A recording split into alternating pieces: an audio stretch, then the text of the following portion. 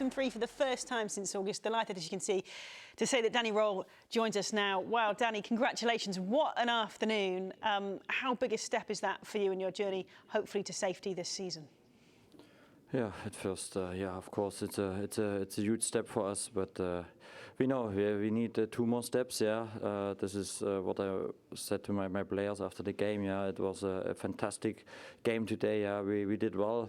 I think it was a great team performance in our situation. It's not always easy, but you see again how strong we are also from our mindset. And yeah, today it was fantastic to see. And also at the end, yeah, you see the togetherness between the players and our massive fans. I think all in all, it was well done.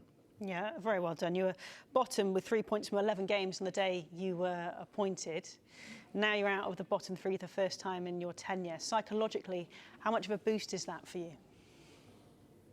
Yeah, I said this. Yeah, it's a good step, but for me it's also clear. Yeah, now we are not in the position to defend something. Yeah, we have to attack the next position. This is important that we have exactly this mindset. Today we played with very courage, good performance. Yeah, we said it will be a tough game. Yeah, we have to bring the opponent at first down. It means we have to invest. We have to winning the duels. We have to do our basics right.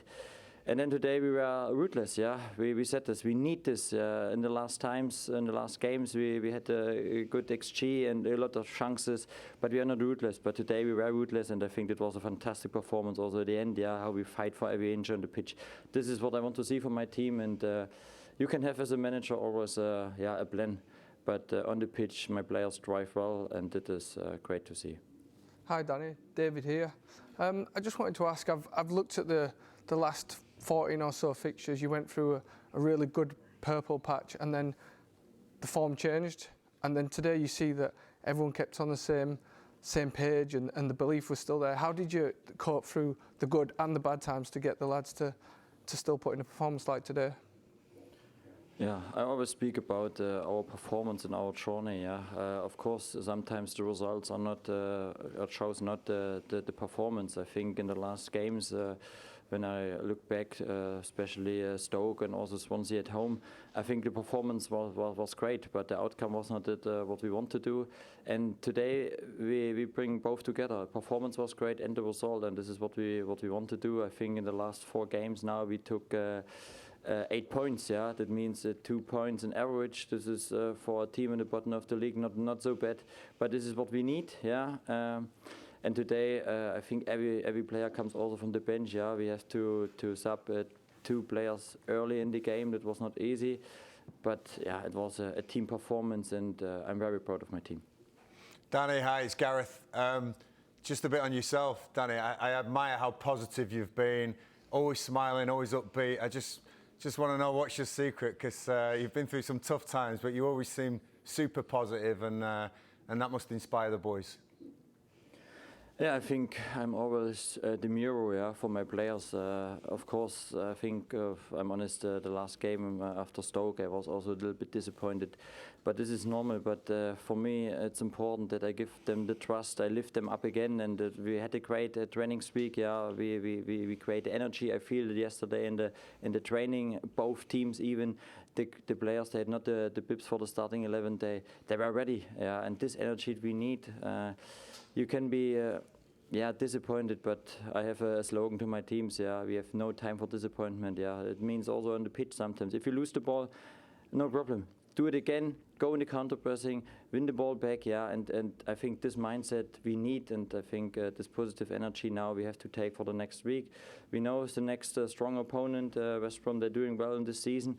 For me, it's now recovery and be ready, and then we prepare my team next, and then hopefully at home we can do the next great performance. Yeah, 2 big games to go then. How big a part will the fans play for you today, Danny? 7,000 of them just over travelled. You seem to have a special relationship with them already. Yeah, this is really massive, and I said this before. I think it makes so much sense to invest and do everything and every inch on the pitch for our fans. How they travel today, 7,500 massive supporters behind us. Yeah, it feels like you have a home game.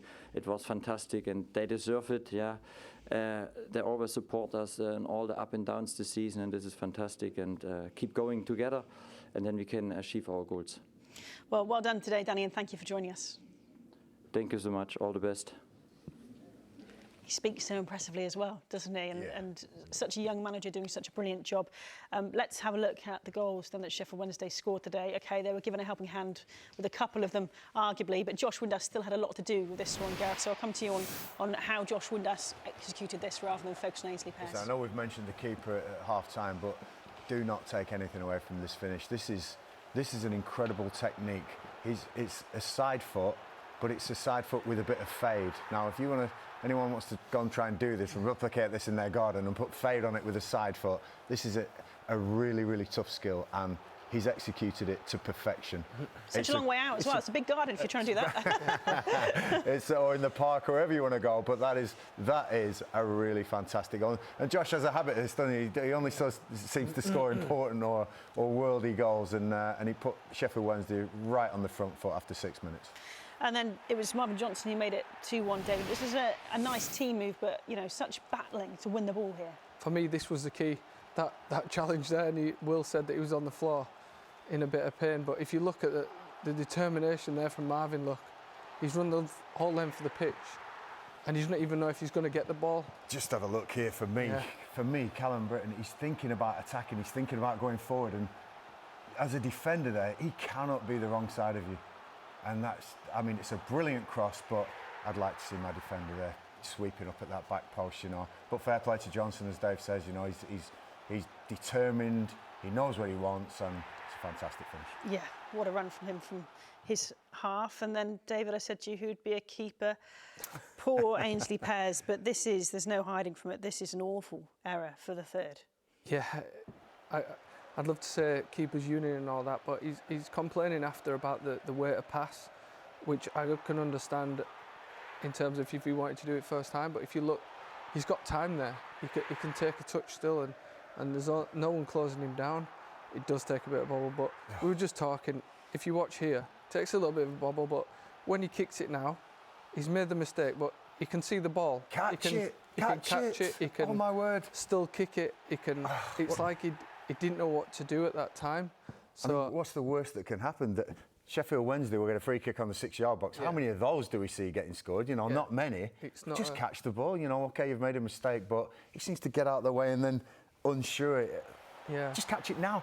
He gets his body out of the way of the whole ball. I'm flabbergasted seeing that, and I'm thinking, and I feel for him. I really feel for him, because he's got 7,000 crazy Sheffield Wednesday fans behind him, baying for his blood, and now I just say, catch the ball now. Get your hands on it now.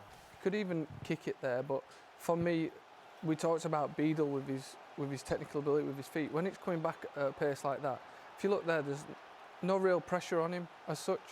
He's trying to do what we said in the first half and take no risks, but it turned into a bigger risk. I do feel for him. Yeah, I understand that, and it's not nice. But again, I'll just say that he made 2 saves after as well to, like Don said on there, that he kept them in the game as such. But it's not nice. It's not a nice place to be in, and you're trying for the game to carry on, and you're trying to keep your cool. And then every time he gets the ball, it was like everybody was nervous, and the Chef fans are absolutely loving it. So it's not a nice place to be, and I've been there. But all he has to do there, I think, is take a touch and do it. He actually did it in the first half a couple of times, where he actually took a touch and played it round a defender. I think he was thinking about the first half a little bit as well. Yeah, horrible moment. The performance and the result today. I think first half it was good. I thought we were fine. We matched them, their physicality. We played some good stuff. And then second half, obviously goals to change games. Mistake from us in the midfield. We lose the ball. We're sloppy. We don't chase back quick enough. Okay, we reset. And then obviously the error for the third goal. Just the whole momentum goes in their favour. But listen, it's a knockback. We were great last week. It's very important that we get back on the horse and we don't get too disappointed about things. We stick together. Still in our own hands, and we've got a great game next Saturday to put things right. Is that one of the biggest frustrations today, the way you conceded the goals? Yeah, and you know, it's something that I've tried to stop since we've come in. You know, there's still you know, errors there, and still the manner we concede the goals haven't been good enough. But listen, we're work in progress, you know, and it's very important that we just keep together, keep our heads up, because you know, as I say, we've got a massive game next week, and everything's in our own hands, and we've got to put things right. Is it a case of being ruthless in both boxes just now with the last 2 games to go? Yeah, it's about keeping clean sheets. It's about being hard to play against, and it's about scoring goals. So yeah, absolutely. Is there any worry now, given that result today, with only 2 games to go?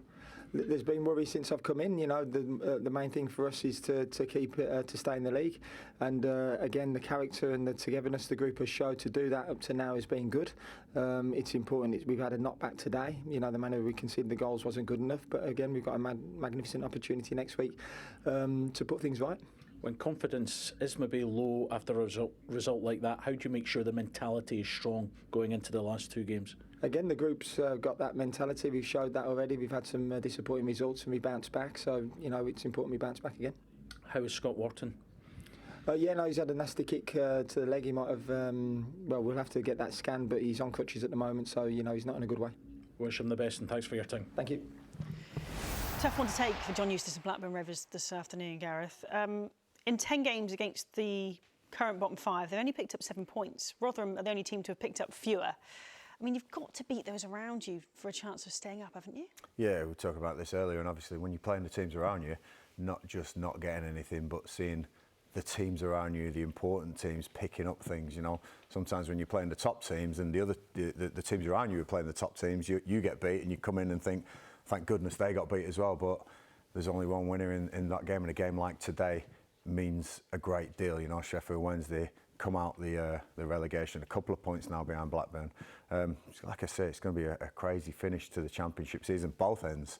But it was a tough day there as a Blackburn Rovers fan, and it's going to be a tight end to the season. Yeah, let's have a look at the relegation run-in then, and who the teams in danger have to play. And Blackburn Rovers have Coventry to come, rather, and then Leicester, although Coventry have 2 games to play before they play. They've got the FA Cup today in Hull midweek. But when you look at the run-ins, David, who's your favourites to stay up? Let's be kind, rather than sending teams down. But who do you think is going to stay up out of that pack? Well, I'm going to say Sheffield Wednesday, because after today, I feel like, and how Danny answered those questions on the interview, I just feel they're going to have that energy and everything he brings with it. But I was just saying, it's going to be so hard.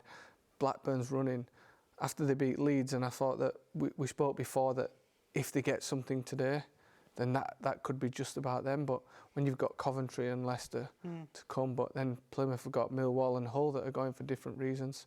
So look, it's by no means over, and the big one, Birmingham Huddersfield. It's a huge game, isn't it? Yeah, coming up, and that will again change the picture and dictate what happens above. But yeah, wouldn't like to be in that position at this stage of the season. Who do you think is going to struggle? Again, I think Blackburn have probably done just enough. I think a point maybe would do it, but again, you know, saying he's going to stay up is a really tough ask at the moment. I think from that Rotherham have gone, and then the next 4, I think you've got to look at those, and if you're one of those teams, hopefully you can pick up as many points as you can. Okay, and David, you're enjoying life away from the pitch now, head of recruitment at York. How's it going now you're not playing and sort of seeing more what happens behind the scenes? It's really interesting, learning an awful lot, speaking to ex-managers and people I'd played with, and picking up little bits of information, and it's always good because people seem to want players to move on into the roles above and carry on that football education, and I think we need more of that, more players that have experienced that, and like ex-players going to managing. I think having that around a football club and understanding what it means and what you can do, it's been challenging, but it's been